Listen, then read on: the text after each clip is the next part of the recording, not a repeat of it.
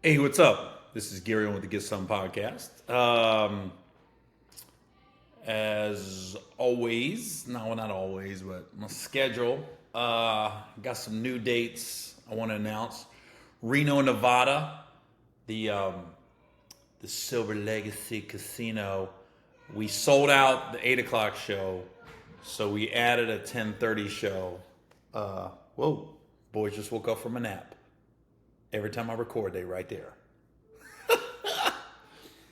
So, so we had a 10:30 show in Reno, and then Detroit, the Motor City Casino, November 28th, which is the day after Thanksgiving.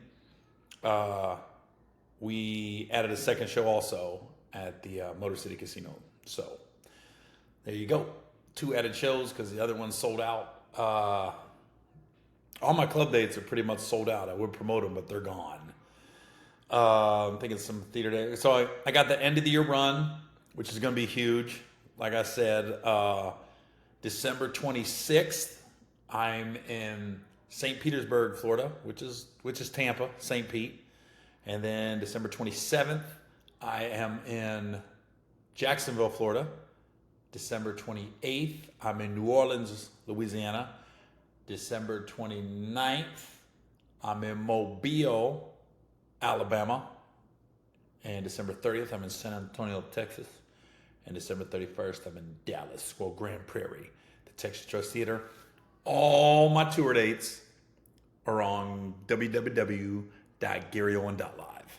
Those are all my tour dates. So if you guys are like, Gary, you're not coming here, go to the website. We update it every couple weeks. Well, we update it every week, but new dates pop up when we add them. So, it's an interesting week. A couple things I want to get into. Let's just start real quick with the Bengals. Let me get that out of the way.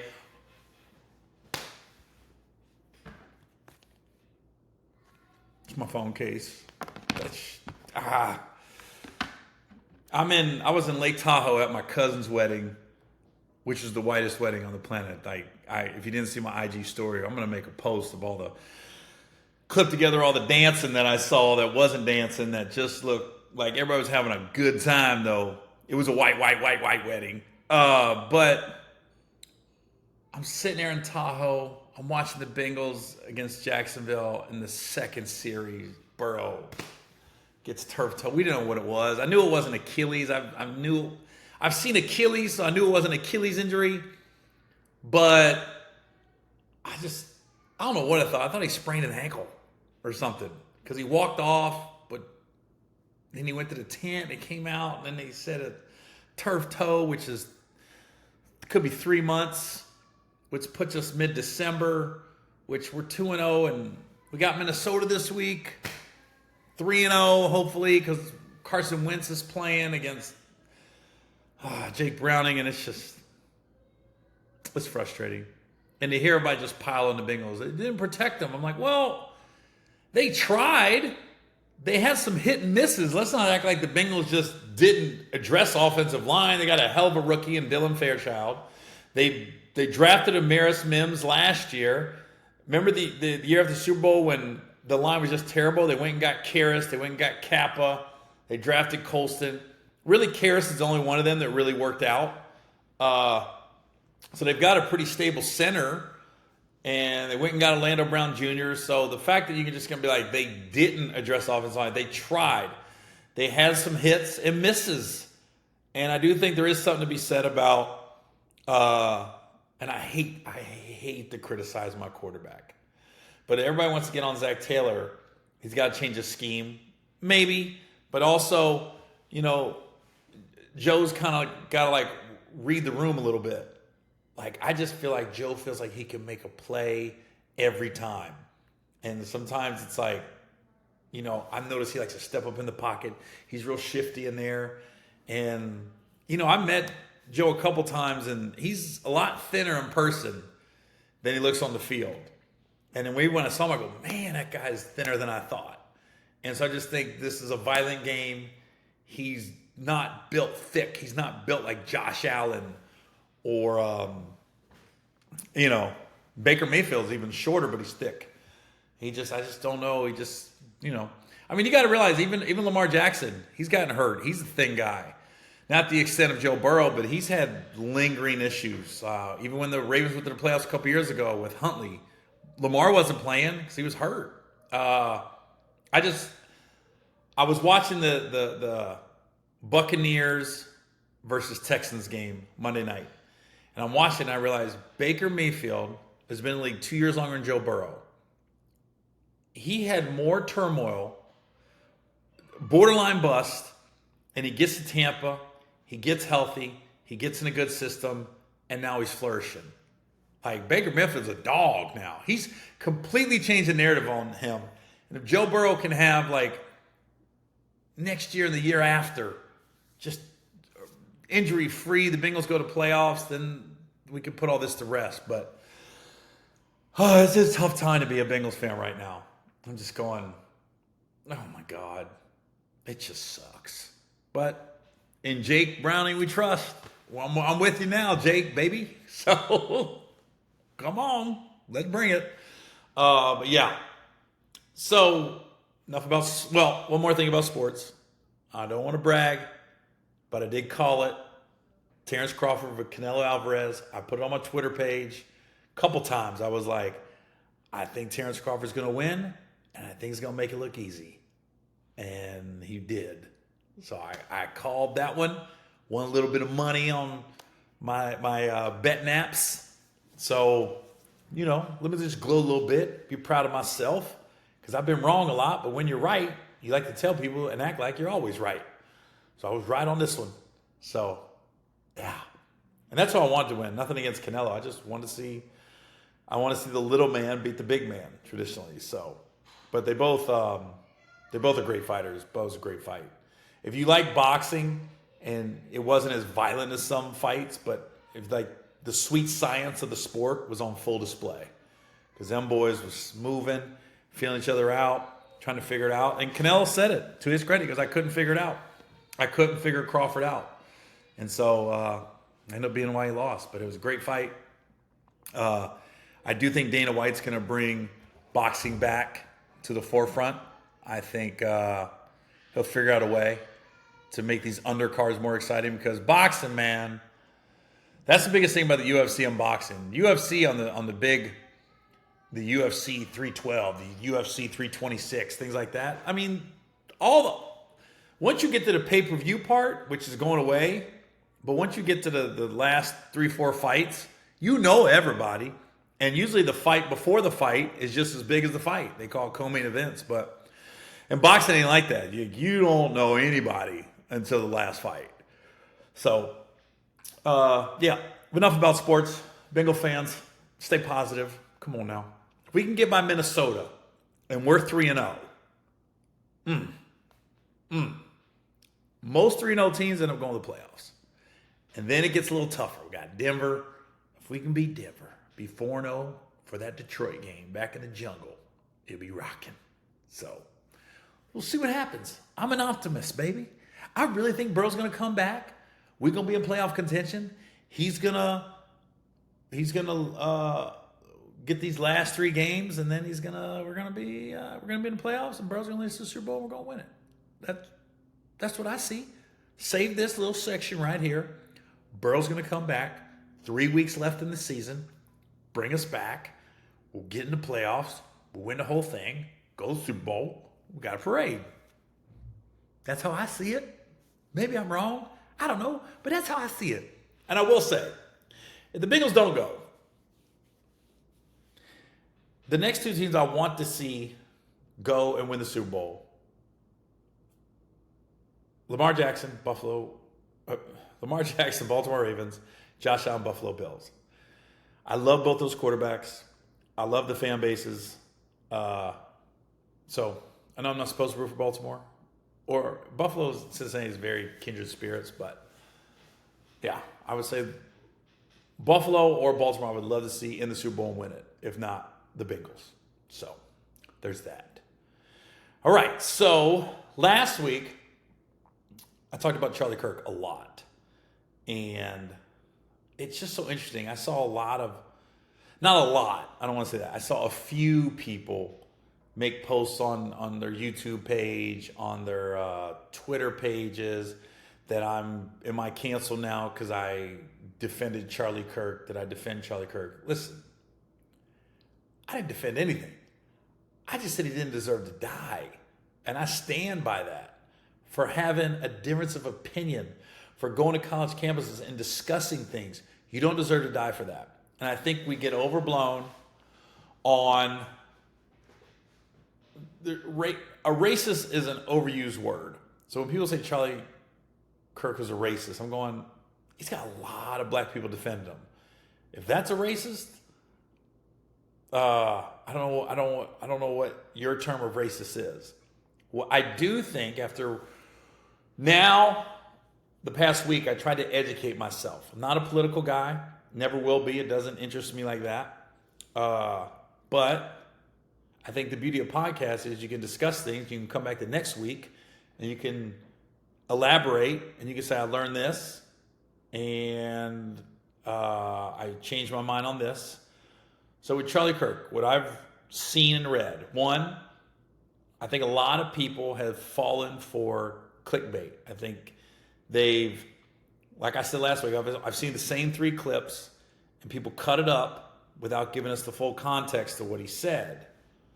So here's where a lot of people got fooled. One, the gun law thing that I said I didn't agree with. And I still think he could have worded that different. But now I understand what he was trying to get across. Once I saw the full speech, I saw he said, with cars, people are going to get in car wrecks. People are going to die. But you still want people to get driver's license. You still want people to have the ability to drive because it's a form of transportation and it's just a way of life. But what sucks is with that, there's going to be car wrecks. People are going to die. So is it worth it to have a car, knowing that every time you get in a car, you're quote unquote risking your life?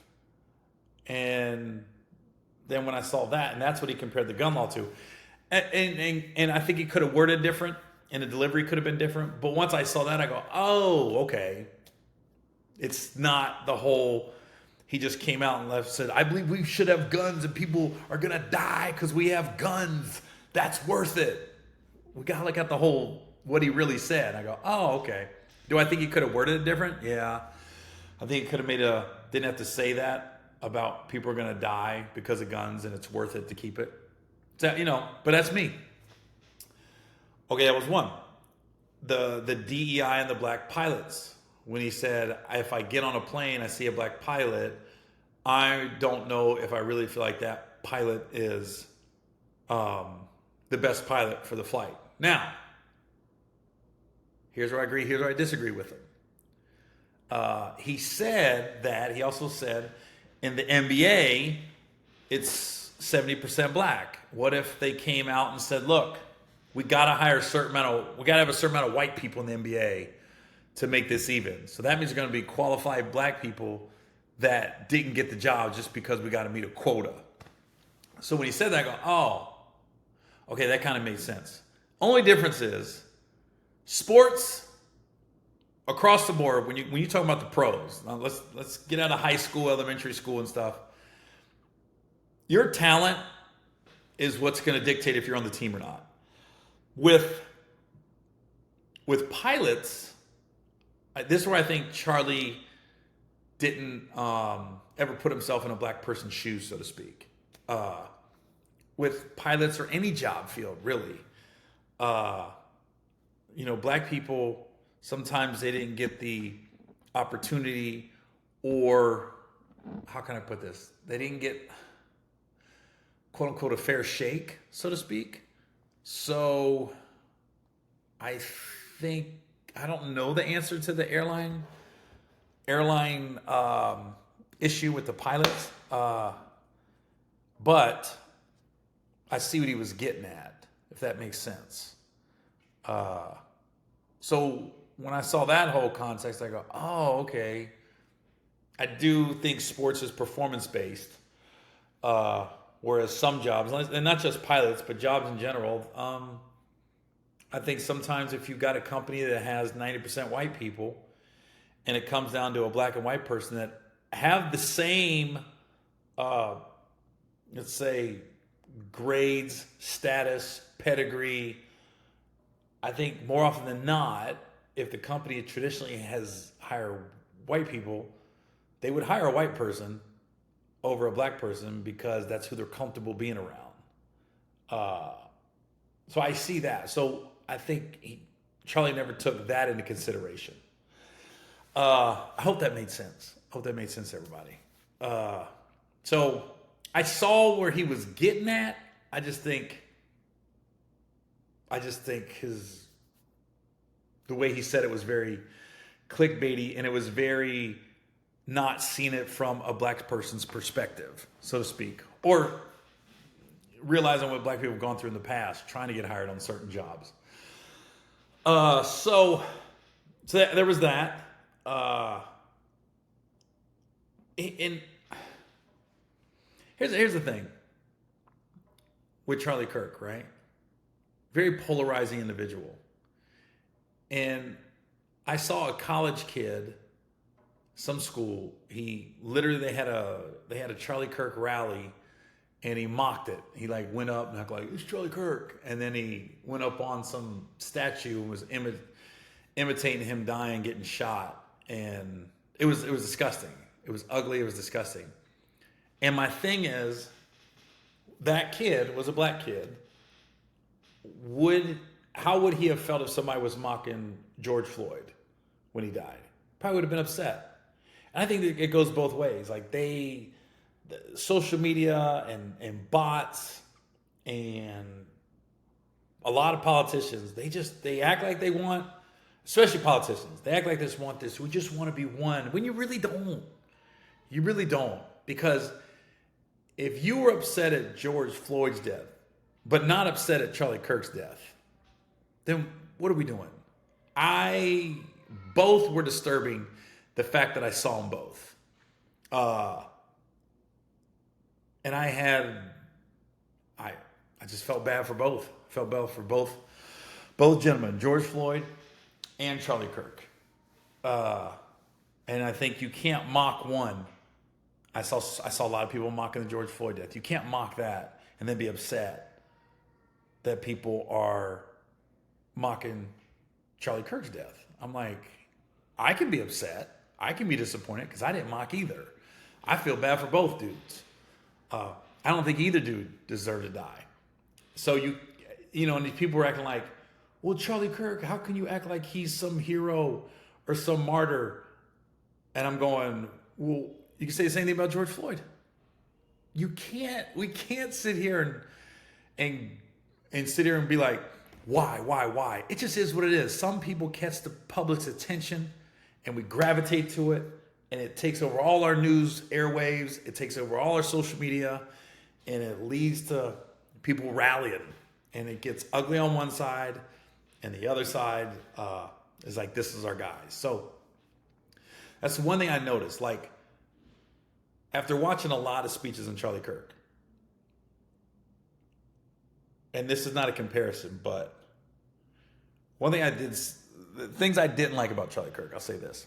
I didn't like it how he used a couple celebrities' names, and he said, this guy, I'm not going to say who he's talking about, or a couple guys he talked about.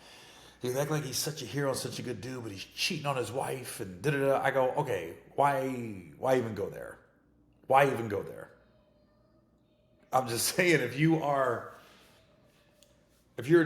Charlie's a Donald Trump guy, would you say that about Donald Trump? So I'm like, leave that alone. That wasn't necessary. And don't act like you're better than somebody because he cheated. As a guy that wasn't in marriage, that I did cheat, that was wrong. But that I don't think that makes me a terrible individual. I don't think it makes people just want to be like, I'm not fucking with Gary because of that anymore. Same thing. So I thought that was pointless when I saw him say that. And it was kind of low. It was kind of a low blow. It's almost like saying I'm better than you because. So you can't say you want this country to be equal and everybody the same, but then you're attacking somebody for rumors that they're cheating on their wife. I'm going, what does it do with anything? Especially if you're in politics or you're trying to rally a country. I mean, we all know. You think athletes are bad? Everybody I know in politics, them boys is wild. Them boys is wild. I've been to the Republican National Convention. I've been to the Democratic National Convention. It's a fucking freak fest. I'll put it like that. Just like I've heard about the Olympic Village after them 20 to 25-year-old athletes have been pent up and they've been no sugar, no carbs. They've been working out and then the Olympics, they're done. They're ready to fuck. That's what nobody talks about. They're so ready to fucking bend over some girl and the girls are ready to just get pounded because they're pent up and they're in their 20s. They're ready to go, boy. I've heard the Olympic Village is wild. Just like I've seen it. I've been to the RNC. I've been to the DNC. I've been to the parties. It's wild. I'll put it like that. It's just wild. They partying hard. So, for me, anybody that's just trying to uplift whatever their cause is without preaching violence, without saying I want to hurt people, without, sorry about that. I think it's such a touchy subject. You know what I mean? It's not cut and dry like that. It's almost like when I heard Louis Farrakhan speak, right? I saw Farrakhan on TV a lot. And when I was younger, I thought, oh, this guy's very divisive. I thought this guy was like, whoa, he don't like white people. But, I grew up in a trailer park. I got the adults in my life filling my head with stuff. And then when I became an adult and I became a free thinker, I could think for myself, I was like, oh, Farrakhan was brutally honest with America's history, and he just wanted it better for his people. And I didn't agree with a lot of stuff, not a lot, but I didn't agree with some of the stuff Louis Farrakhan said, but some of the stuff when I could get outside myself as a white dude and really listen to what he was saying, it's just like some ghost on the wall. And I could listen to him. I could be like, oh, I can see where he's coming from there. And then when I got to meet him, I was like, oh, could have been more polite. Nice, soft-spoken. His son came up to me, said he liked my stand-up. I met him on the Tom Joyner cruise on the boat. Just an unbelievable, nice guy. And then when I saw him speak on the boat, I was like, oh, now I get it. So he knew his audience. He fed that audience. And that's how he became as big and powerful and polarizing as he was. So now you got this Charlie Kirk who is on the other side of things, that different than Louis Farrakhan, but is polarizing, well-educated, knew what he was talking about, and he just was having discussions with people and going to college campuses and really, but he wasn't belittling people. When he went to these campuses, he took the kids' questions and he went back and forth with them, but he never said that was a stupid question. He never said, what are you doing? Like, even when kids got tongue-tied, even when he would get them, he never said, see, don't you feel stupid now? He would never do anything like that. So with that, I don't think he was a racist, but I do think he could never step outside of being a white guy and step inside the shoes of being a black person. So, but yeah, I just it wasn't right for him to die. So same thing if Farrakhan ever got assassinated, can you imagine? I wonder if these people that are, upset with Charlie Kirk, would they be the ones attacking,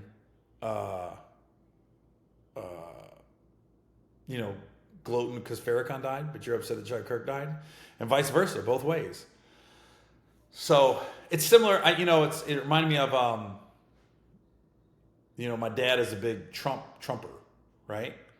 And I remember when Trump got in office the first time, he just went after, reposted something about Michelle Obama, and it was like, we finally got a beautiful first lady, and somebody posted the worst picture of Michelle Obama. Like, she was eating, her mouth was like this, and something. And they're like, you call this beautiful, or something like that. It was just, instead of just enjoying Trump winning, he went and attacked Michelle Obama. And I remember I was talking to him at the time. I don't talk to him right now, but I was like, Dad, why would you post that? I was like, what does the first lady have to do with anything? If they would have did that with if somebody would do that with Donald Trump's wife, you'd be all like, how could they? So like, what are you doing? You know what I mean? I never understood that. So, yeah. So I hope that made sense. I was kind of rambling a little bit, but I'm all for just,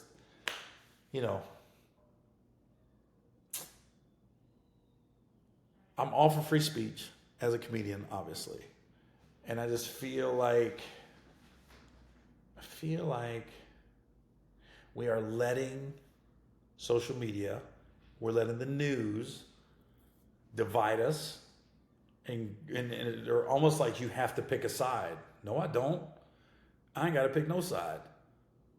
I ain't got to agree with a lot of things Charlie Kirk said, but I don't think he should have died. And let's get into the shooter, right? Shooter's from a 2-parent home. White dude, dad was a Trump supporter.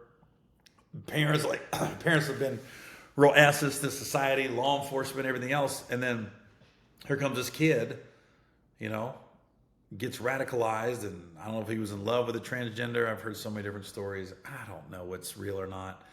This is all I know. You can't control crazy.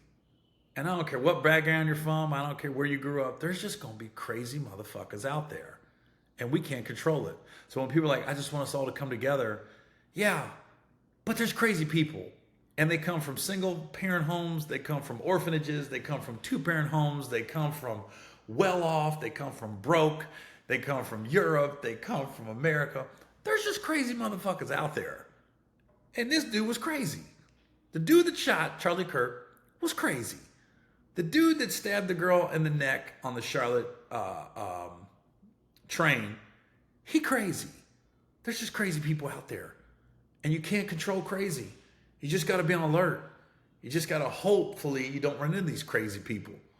And they decide to come after you. I had a friend of mine, Kim Glass, Olympian. She came on my podcast a couple years ago. She was downtown LA. Some crazy homeless dude threw some wrench and right in her eye. Almost lost her eye. Cut her, knocked her out. Motherfucker was crazy. That's all. There's no reason it was crazy. So, we could do all this talking. How can we come together as a country? Look, in the end, what happened? A crazy motherfucker shot Charlie Kirk. I don't care what his reasons were. I don't care how he was radicalized. He's crazy. And I hope he never gets out of jail. And I hope he gets locked away, and I hope he gets a death penalty. Because he's crazy. The dude in Charlotte, he's crazy. I hope he never gets out of jail. If they want to do death penalty, fine. But don't put either of them ever back on the streets in any form of circumstance. Because they're crazy. And if you're crazy, you're probably going to do something crazy again. So, yeah, enough about that. So, 2 other things I want to talk about. One, Breakfast Club's got to be one of my favorite talk shows. They had Dame Dash on. If you ain't seen it, just watch it. It's so good. It's so entertaining. Damon Dash said he's like the CEO of Revolt now. Said he's got more money than Charlemagne. Said you want to compare houses. What's your view? Literally Damon Dash, like the Charlemagne, who we know makes a lot of money, is doing very well and invests well. I'm not best friends with Charlemagne, but I'm friends with Charlemagne. He's fine. You never hear him in the news. He's not going to be filed for bankruptcy anytime soon. You're not going to hear the IRS coming after him. He's fine. Very smart business guy, very savvy. But Dame Dash said, I bet you my house is bigger than yours. What's your view? And then I'm thinking, wait a minute. What's the view of my house? My view is another house. I live in a neighborhood. It's a nice neighborhood, but it's a neighborhood. And I was thinking, I ain't got no view of no lake. I ain't got the ocean. So I'm like, I took a little offense to that, Damon Dash. So, but Charlamagne just has a way of giving it to you. The best thing Charlamagne said is, I'm going to call you Det Dash. I was dying. Because Damon Dash has been in the news for filing for bankruptcy, and then Damon Dash, Donald Trump's filed for bankruptcy. He's a billionaire. And it was just like, Damon Dash was getting upset, but the Breakfast Club had like 4 people laughing, so he couldn't get upset. And then come to find out, he's not the CEO of Revolt. He was just in there capping.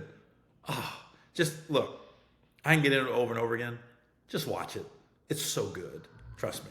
It's worth the 30, well, I think it's like an hour. It's worth the hour of your time to watch the interview. Even if you don't know who Damon Dash is.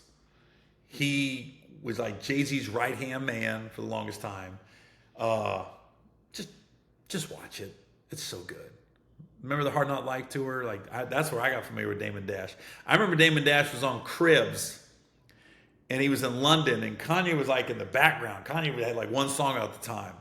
And then he went to his drawer and he popped open a fresh pair of socks and he put it on and he threw the old socks in the garbage. And he was like, yeah, real ballers, they don't wear the same socks twice. I was like, really? I was so young at the time. I go, whoa, I can't wait to get to a point where I don't wear socks 2 times in a row. It's just funny to me, like, things like that. I'd be like, I really thought that was a status thing, not wearing socks 2 days in a row. So that was interesting. Watch it. Other thing that I saw with Adren Broner went on Cameron and Mace's podcast. I don't know if he was drunk. I don't know if he was high. I think Adrian's never had an issue with drugs. I think it's more drinking. But he sounded like he was fucked up. It sounded like he left the club and went straight to Cameron's podcast and started talking. And he kept flirting with the co-host. Her name is Treasure. And he just kept saying, Stat. They just kept calling her Stat. He's like, man, I didn't know he was that pretty. And then he just kept coming back to it. And it got disturbing. And then Cameron finally was like, off the air, said, yo, can we pause this? Yo, my dude. No, he said, my G, you can't do that, man. He goes, her boyfriend's here. We can't be, enough's enough. And then he was like, all right. So then they come back, and Adren Broner says it again. He goes, Cameron asked him a question. He goes, man, I'm sorry, man. I just can't concentrate. She's so fine. And then Cameron finally goes, all right, man, we got to end this. I'm going to pay you for your time. He went and gave him some money. And then he basically escorted Adren Broner out the studio. He gets you wait for us outside. We can chop it up then. But then later on, I saw Cameron like really going in on Adrian, went off on him. And so it leads me to believe after Adrian left, something else happened. Because Cameron and Mace were very polite, very, because they can go in on people. They go in on a lot of people. They weren't going in on Adrian. They were telling him how big of fans they were. They were hyping him up. And then everything just went left. And even when Cameron escorted out, he goes, I got love for you, but we got to end this, man. Her boyfriend's here, and we can't. I don't want the disrespect to keep happening. You can't be hitting on a girl right in front of their boyfriend, which completely agree with. And then he escorted him out, and Adrian was saying, I love you, Cam. I love you, man.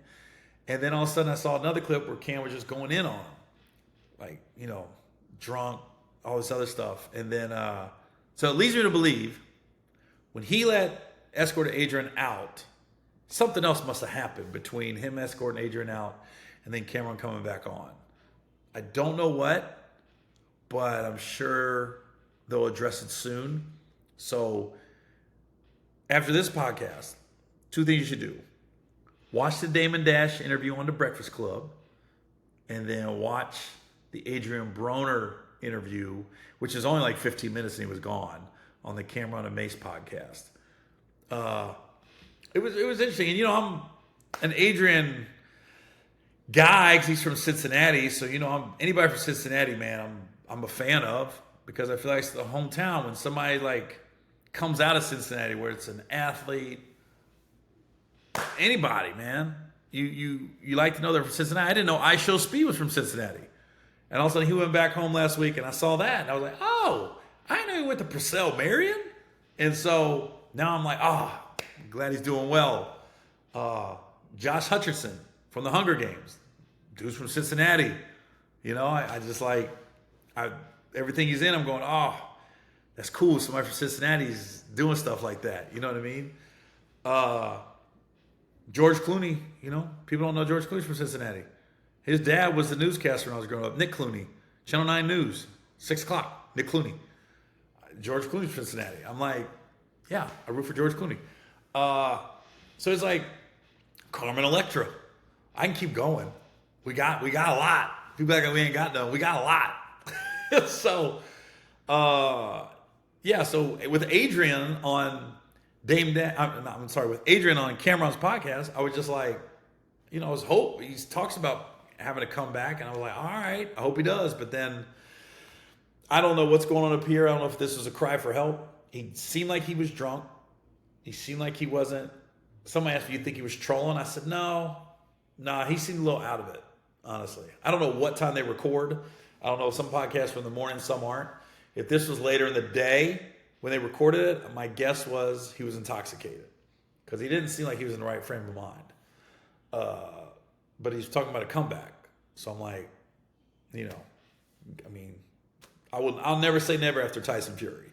I'll put it like that. I thought Tyson Fury would never come back. And then he came back and ended up dominating the heavyweight division for about 4 or 5 years. But never say never. But I hope Adrian, if he needs help, he gets the help he's needed. If he's going to make a comeback, I hope he puts down the liquor and really gives it 100%.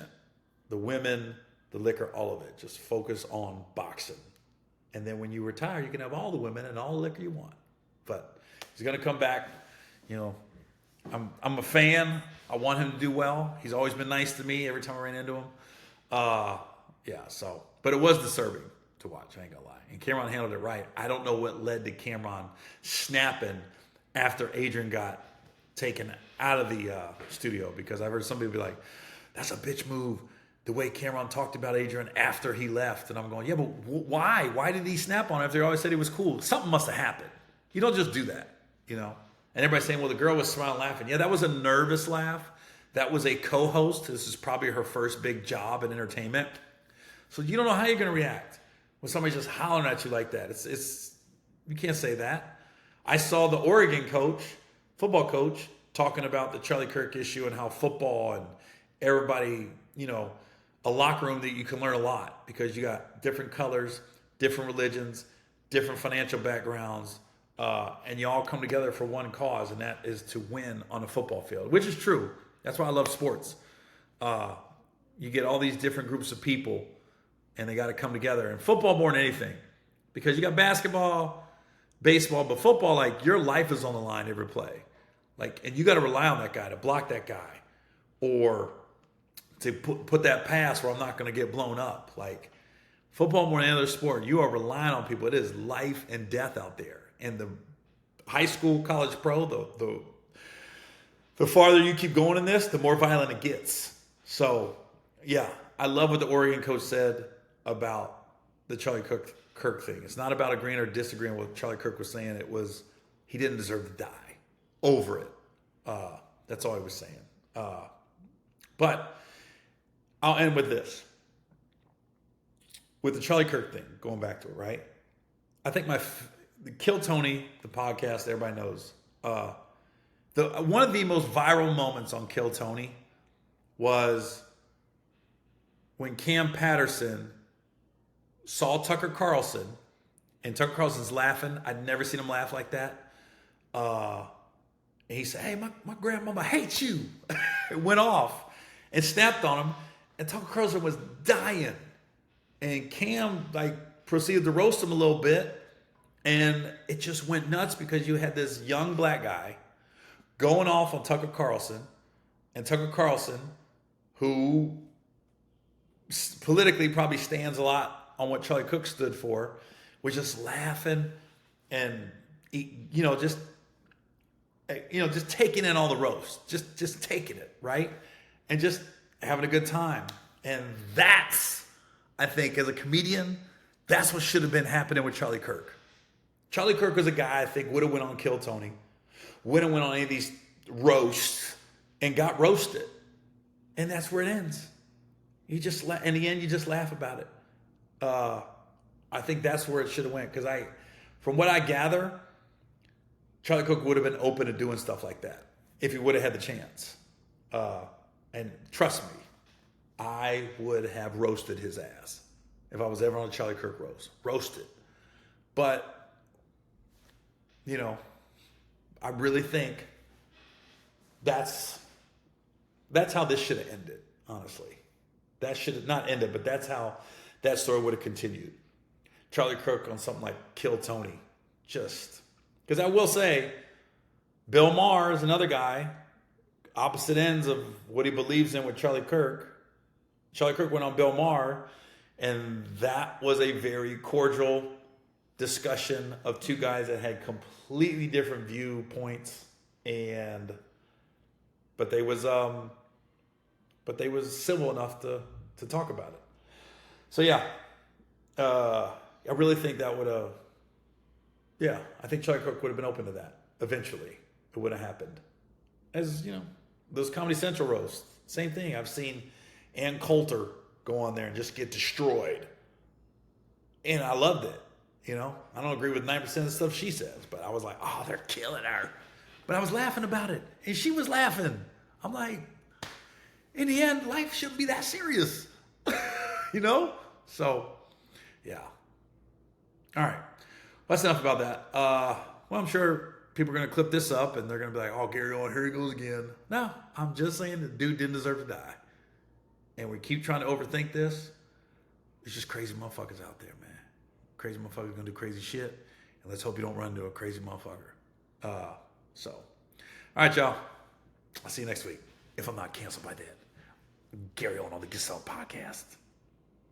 All right, let me go to the ad read.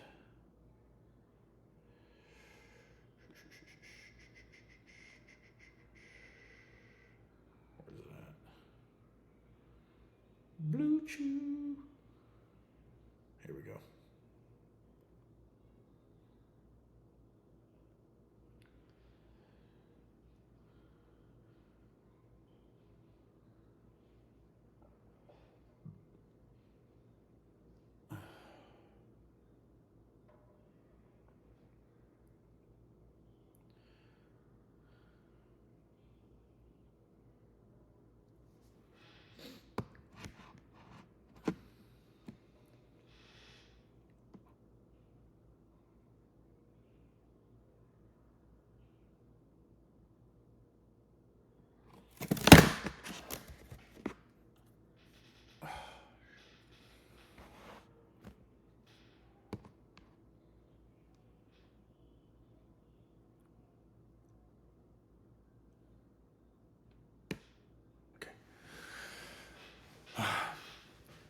Hey, this podcast is brought to you by Blue Chew. Now listen, sometimes you just need a little extra help. You know what I'm talking about. I'm talking about help behind closed doors. When it's just you and your partner. It's time to do the dirty, do the deed. Yeah. That's the face you make when you're ready to do the deed. And with Blue Chew, you can make this face. Yeah. Because you know you're going to deliver when it's time to deliver. So listen, we got guys, I'll just tell you this. This isn't about performance. This is about legacy. Our third leg-a-see. Give her group chat something to really talk about. When you lay it down and they're talking about how it gets up, nothing makes you more of a legend than a little Blue Chew. Discover your options at bluechew.com. And we got a special deal for our listeners. As always, get your first month. Thinking about Blue Chew gets my tongue tied. See what that is right there? Yeah, getting excited. When I get excited, my tongue gets tied. I'm about to untie it thanks to Blue Chew. So, we got a special deal for our listeners. As always, get your first month of Blue Chew free. Just use promo code GETSOME at checkout and pay $5 for shipping. That's it. Join Blue Chew's mission to upgrade humanity one thrust at a time. Head to BlueChew.com for details and safety info. And as always, big thanks to Blue Chew for sponsoring this podcast.